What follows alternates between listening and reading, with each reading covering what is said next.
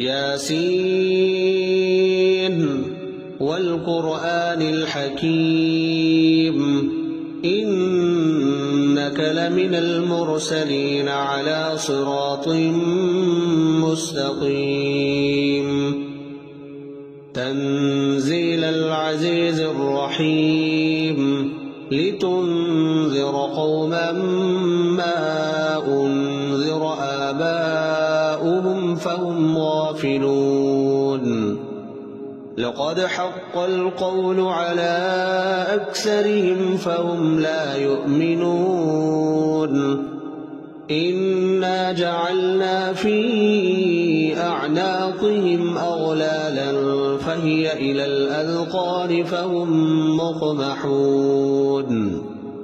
وجعلنا من بين أيديهم سدا ومن خلفهم سدا فأغشيناهم فهم لا يبصرون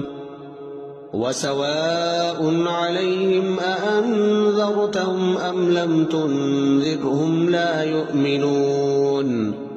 إنما تنذر من اتبع الذكر وخشي الرحمن بالغيب فبشره بمغفرة وأجر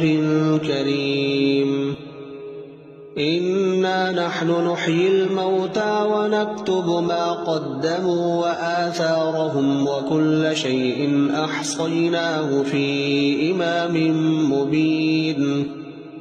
واضرب لهم مثلا أصحاب القرية إذ جاءها المرسلون إذ أرسلنا إليهم 2 فكذبوهما فعززنا بثالث فقالوا إنا إليكم مرسلون قالوا ما أنتم إلا بشر مثلنا وما أنزل الرحمن من شيء إن أنتم إلا تكذبون قالوا ربنا يعلم إنا إليكم لمرسلون وما علينا إلا البلاغ المبين قالوا إنا تطيرنا بكم لئن لم تنتهوا لنرجمنكم وليمسنكم منا عذاب أليم قالوا طائركم معكم أئن ذكرتم بل أنتم قوم مسرفون وجاء من أقصى المدينة رجل يسعى قال يا قوم اتبعوا المرسلين اتبعوا من لا يسألكم أجرا وهم مهتدون وما لي لا أعبد الذي فطرني وإليه ترجعون أأتخذ من دونه آلهة إن يردن الرحمن بضر لا تغن عني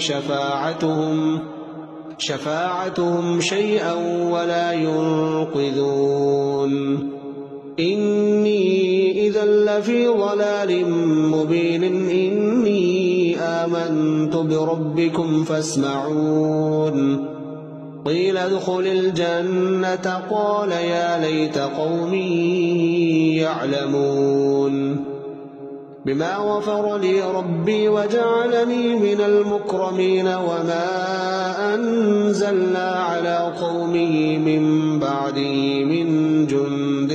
من السماء وما كنا منزلين إن كانت إلا صيحة واحدة فإذا هم خامدون يا حسرة على العباد ما يأتيهم من رسول إلا كانوا به يستهزئون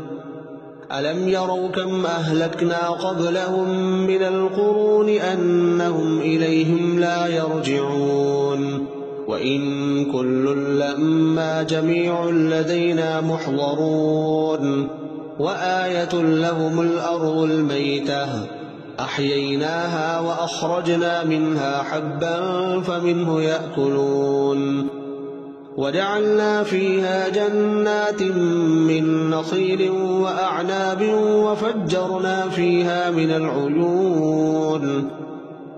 ليأكلوا من ثمره وما عملته أيديهم أفلا يشكرون سبحان الذي خلق الأزواج كلها مما تنبت الأرض ومن أنفسهم ومما لا يعلمون وآية لهم الليل نسلخ منه النهار فإذا هم مظلمون والشمس تجري لمستقر لها ذلك تقدير العزيز العليم والقمر قدرناه منازل حتى عاد كالعرجون القديم لا الشمس ينبغي لها أن تدرك القمر ولا الليل سابق النهار وكل في فلك يسبحون